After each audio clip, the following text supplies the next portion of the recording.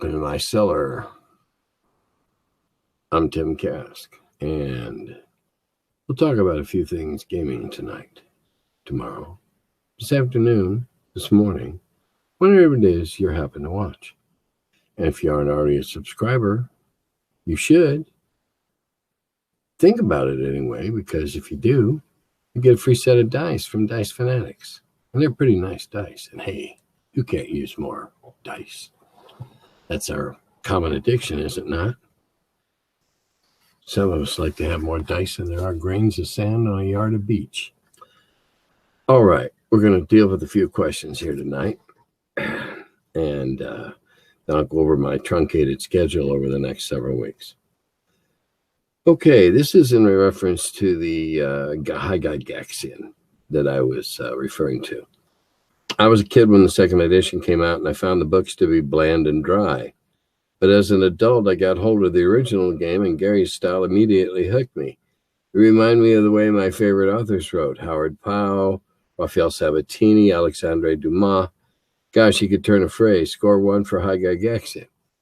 Oh, I agree. I only mentioned Harold Lamb because he seems to be one that more people associate with that style of writing. And if I had 100 gamers in a room, I think I might find a few more that have read him than some of the others. I don't know. But yeah, Dumas is great. Howard Pyle, all good writers. I mean, I can't argue. And yeah, they evoked a turn of phrase. I can write like that when I want to, but sometimes it doesn't suit my market. And it is intriguing. It's lovely. We used to pride ourselves. I still do this. I have kind of a rotten Easter egg thing I do. I try to put at least one word, use at least one word, or put in one word, at least one word that the majority of the people are going to have to look up. And Gary used to do that all the time until we finally got to the point. Now, remember, this is pre-internet and pre-web and all that, good stuff. And if I couldn't find it in my 3 dictionaries, he couldn't use it because he kept pulling stuff out of an old English dictionary that was like, oh my God, it was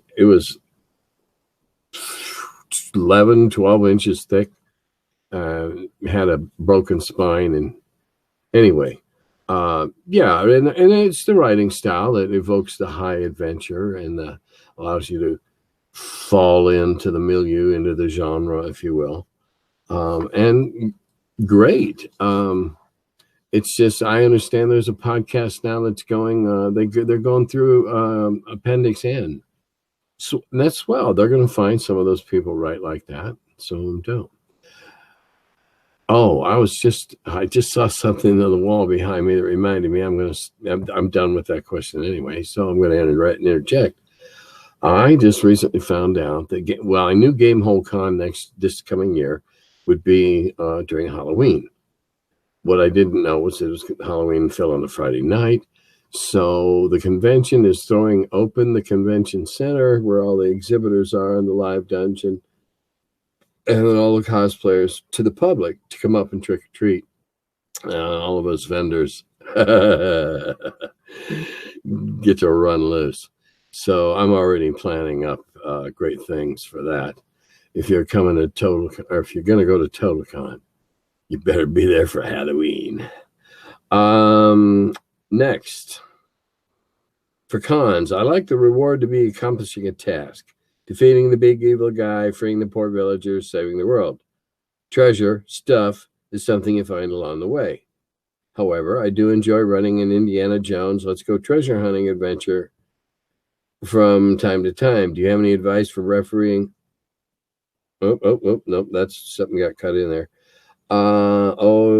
You and your buddies are signed up for my Thursday GaryCon. Wheel of Blame. Can't wait to die at your hand. So I'm going to probably disappoint you, because since I started doing the Wheel of Blame games, your greatest danger to your physical health is that your sides will hurt from laughing after we're done, and your brain will be stretched in ways it hasn't been stretched in a long time. As we don't think outside the box. We don't even acknowledge the existence of the box. So Yeah, at a con, it makes sense to have a goal. You don't go to a con just to do another level of dungeoneering in some long involved, 11 level dungeon. You have a goal. That's the way I always wrote my adventures. And of course, adventures become modules very easily. So you have to have a goal. You have to have mini goals along the way. You have to have side goals. You have to be flexible when you're running something like that to make up goals along the way as you go, as events develop.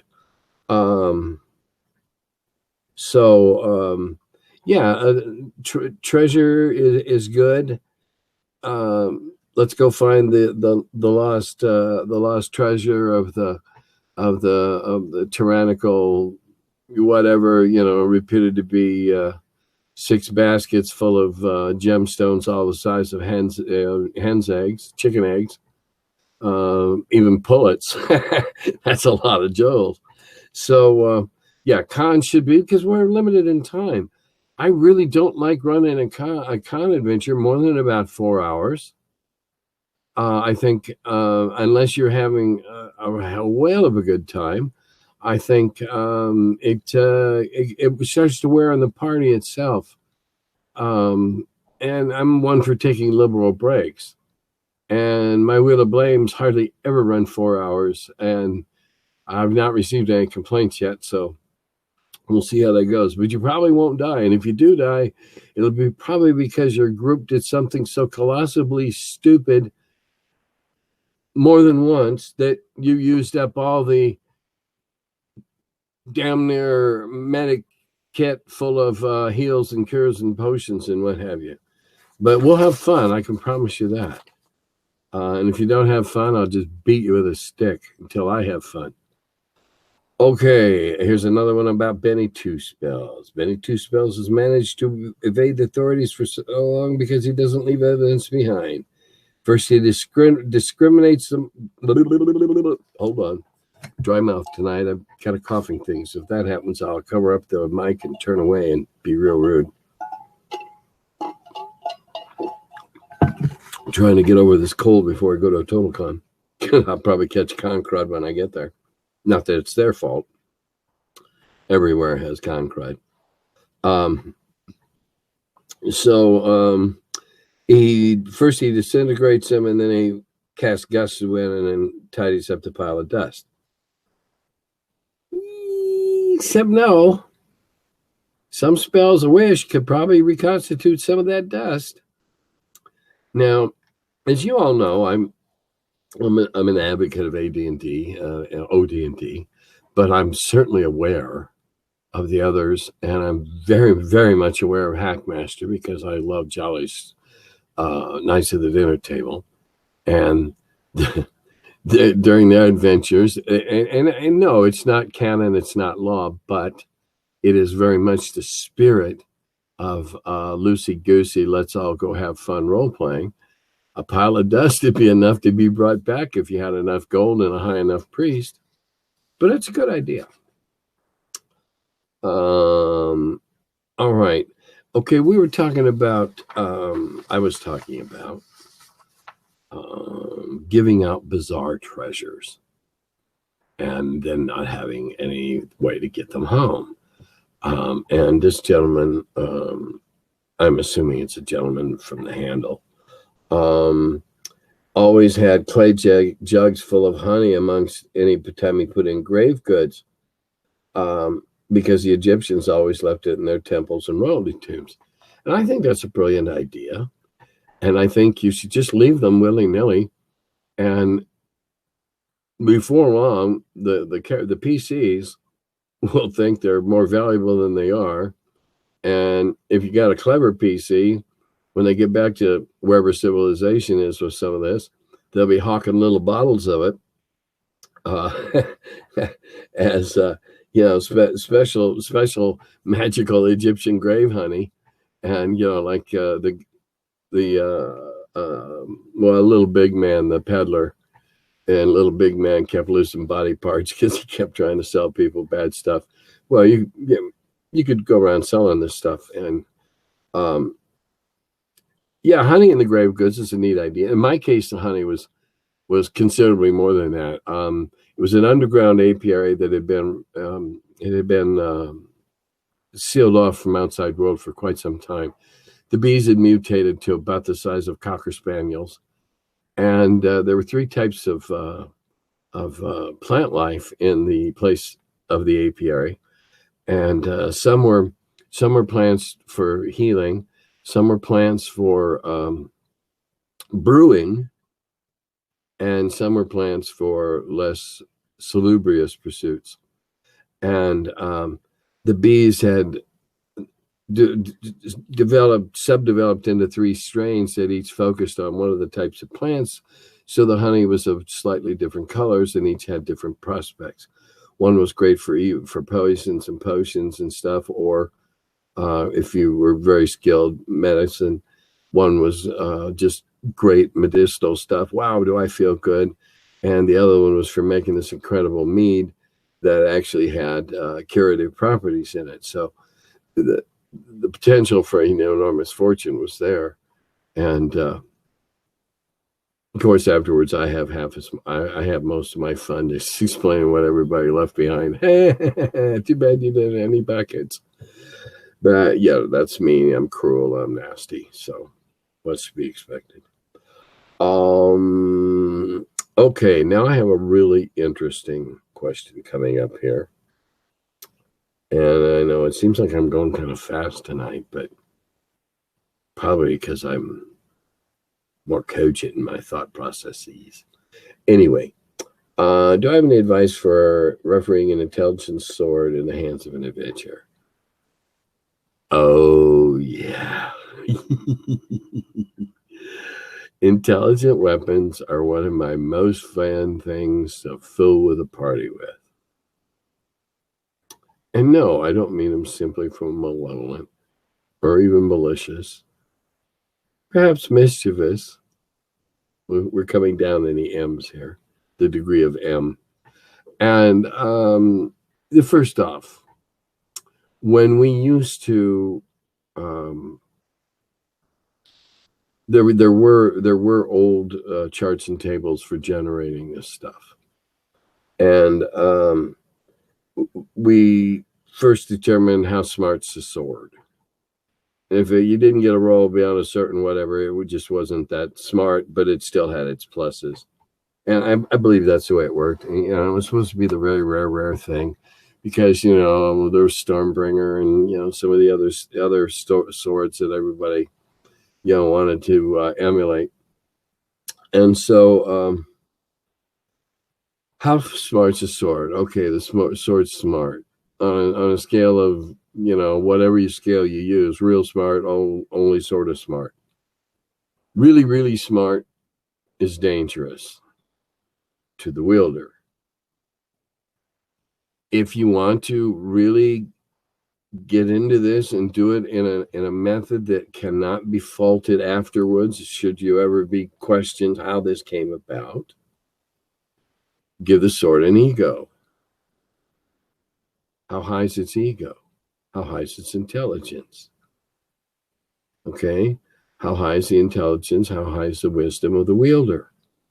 These should, I would think, balance off nicely against each other. They seem to be logical leavening agents against each other. So if you get a character that's, a fighter that's just, 10, 11 intelligence, which, hey, those guys are fun. Hey, Hulk smash. They're fun to play. If you get somebody like that gets a sword that's not very good, not very bright either, but it is bright, well, it might make them a little smarter. It might make them fight a little better, whatever. But what's really fun is when you get a really intelligent weapon with a high ego into the hands of somebody that perhaps isn't so strong-minded. And it doesn't have to be just a sword. I mean, case could be made that Thor's got an axe hang up. Okay, so it can be anything of that nature. But in the beginning, you don't let the guy that picks it up know it's smart. how I would handle it, I would say, wow, man, this is so well balanced, and it's such a fine steel, and and because in my campaigns I give pluses that aren't magical. I give pluses for craftsmanship, for edge, just of an exceedingly finely wrought sword has some pluses. They don't all have to be magical. It's the way I play. So, the sword, smart, got a low ego, then it's fine. It'll just feed information to the wielder that perhaps they don't have. It might take them a while to figure out, how did I know that? Monster never seen before or only heard about, but all of a sudden that if you strike behind the rear legs and the back of the rear legs, they're vulnerable. Well, you didn't know that, but you did, but you don't know how you knew it. And you can have a wonderful subtext going here for quite some time as you and that player and figure out what that sword is and what it's doing and how it's affecting and what have you. If it's a player that at some point the sword's ego and intelligence become such that they overwhelm the player, take over the player. Absolutely. Now you got a big old burly fighter type running around with a really wicked sharp sword, attacking everything it sees because the sword's after glory. And the fighter's compelled to hold the sword and go do it. And as long as the fighter doesn't die, they'll obviously share. They'll have a commensurate share in the glory because they'll go up. Now they may get to beat the shit, and they may come close to death a lot of times. And how you handle revival and resuscitation and cures and stuff is, everybody's a little different. I look at them like Red Bulls. Feel better. Okay, light weight anyway. But I would allow the weapon, and again, I wouldn't just have it be a sword. You could have it be an axe. You could have it be a morning star. A morning star would be a really wonderful magic weapon if it had an effect if it like shattered undead. Whoa, or dissipated vampires. Whoa, what a magic weapon that would be. Certainly not great for swinging around in confined spaces, but certainly one that you keep stuck behind your back for when you do have room to use it. That's how I would handle it. If it falls into the hand. Yeah, and again, keep in mind that I think we were a hell of a lot more honest back in those days, because an awful lot of us played pretty dumb characters compared to the picking and choosing and the hybridization that goes on today. And a lot of times, if the other stats were good enough, intelligence was the dump stat, and we just became a big old fighter type.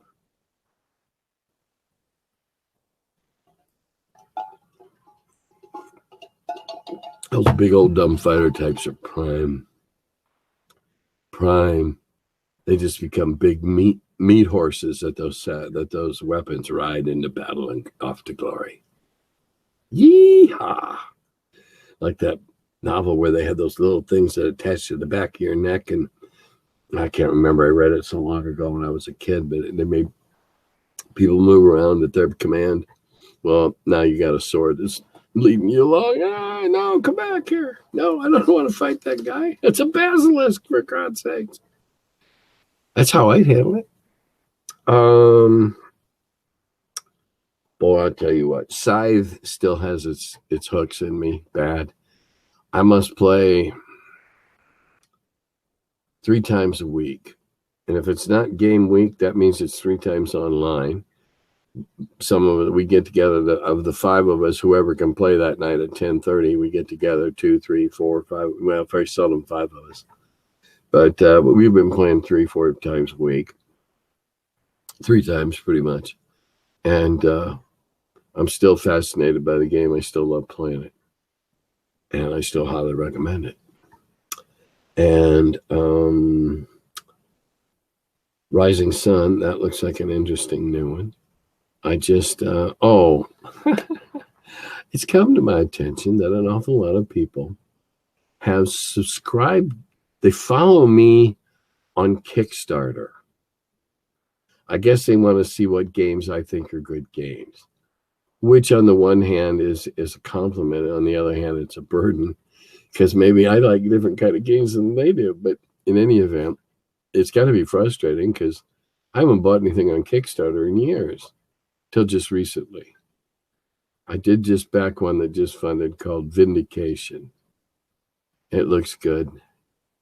And I did back my friend Jim's for his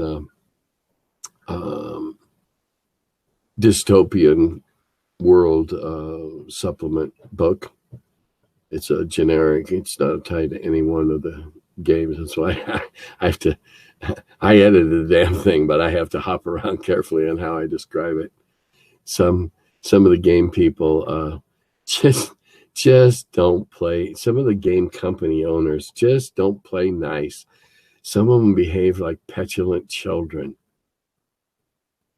What do you mean you want to go play at Billy's house and not at my house? Okay, now I'm going to have a very erratic schedule. This is the last regularly scheduled Friday one. Next Friday, I'll be in Massachusetts and Manchester, I believe, right there next to Rhode Island. And the week after, let's see, that's, that weekend. I'm going to look over here at my calendar on the wall, shine the light on it. Okay, yeah, I leave on the 20th, and I come back on the 25th, and then I leave on the 28th, and I come back on the 4th. So that's two Fridays I miss right there. And then I come back again, and I leave on the 7th, and I will make one on the way to GaryCon, and I will make one at GaryCon. So it's going to be a couple of weeks before the Curmudgeon in the Cellar has a new episode, but there will be a couple of them coming up. I'm going to talk, let's see, TotalCon. I'm running nothing but Wheel of Blame games. Just out there to have fun this year. Nothing involved, nothing hard, nothing heavy. I don't have to take a ton of stuff with me. We're just going to have fun. I got my dice bag. I got my pre-gen sheets. I got my bound set of the little brown books, and that's all I need. We'll have fun. My index cards. Then I'm going to the Auction of Many Things out in Los Angeles. In it, they'll be auctioning off the right to play in a game that I'm going to be running. I've only run this game 3 or 4 times since I wrote it in 2011. I've only run it at very special occasions or very special groups. It's designed for 10 players. And just happens to be that means they can sell 10 seats to the game. So I'm going to be there. And I don't know, I might be interviewed or something. I don't know where you may see me pop up. And then we have GaryCon. And at GaryCon, we'll be doing Curmudgeons and Cars, Getting to GaryCon, Volume 2, Jim Wampler and I. And we might let the gnome in the back seat speak. We haven't decided yet. And I'm running a whole bunch of these, and I got some social things to do. And on Saturday night, I'm listed as the runner of Dirt Track Saturday Night, but my friend Thaddeus is probably going to run it for me so that I can actually race in it. I've run the game several times and never actually been able to race in a full-fledged game, only in tests when I was trying it out to see its suitability for what I do with it. So we'll be doing that. And on Sunday morning, I'm doing Coffee and Crullers. The Curmudgeon leaves the cellar or something like that. Anyway, we're going to bring in donuts and a couple of 3 big boxes of coffee from Dunkin' Donuts or whatever. Anyway, the con's going to supply it. And we'll sit down and we'll do an hour Q&A, BS session, whatever. And then I think I run my final game shortly thereafter. And then I'll come back and talk all about everything I did over these 3 weeks. And in the meantime, hopefully I'll be taking some pictures. I plan to go I want to get my picture with George Carlin's star and Richard Pryor's star on the Hollywood Walk. And maybe get to meet some Hollywood types and play some games with them while I'm out there, because I'm also going to run some pickup games of my Wheel of Blame stripe. So in the meantime, subscribe. Think about going to cons. We're working on an outro on this. We've got the Bards of Greyhawk, one of my many sponsors, is working on a theme song. And when that theme song plays, in the background, we're going to have a piece of original art by the greatest map maker making maps today. Now, let's let you wonder is that who you think it is? And it'll be kind of blurred, opaque, so whatever. And then over the top, we're going to run some spiffo slides of, the Bards of Greyhawk and the World of Game Design and Old Guard Games and Biggest Fan Productions for the video work. And that's all. Not this time yet, but and I still haven't learned the new camera. But shortly after I get back from all those cons, I intend to sit down and learn the new camera. We'll have worked all this out together, and hopefully by number 73 or 74 or 75, depending upon whether I count the other ones, this will be a lot nicer looking production. Won't be any less irreverent, won't be any less snarky. And I'll follow up on a snarky. I bitched and moaned one episode or a few back about sneakers, shoes, and their laces, and why are they so damn long? So I went to my shoe repair place guy. I know that's rare to begin with. Got these 2 old German guys. They're great. They can fix anything. They got all the best waxes and everything in there, a million kinds of shoestrings. So I went in and I said, okay, 6 holes aside, how long are they supposed to be? 45 inches. Okay. Found some 45s. Got the old ones back home. They were 54s. No wonder they were too big. I had 4.5 inches on either string of extra string with nothing to do. I think somebody got conned. Somebody that made the deal to sell the shoe companies the laces, they were getting a commission on how long of laces they sold, and the company didn't give a damn. And so the company said, oh, sure, we don't care if they're 9 inches too long. Fine. Well, the people that have to step on those damn things do. And on that note,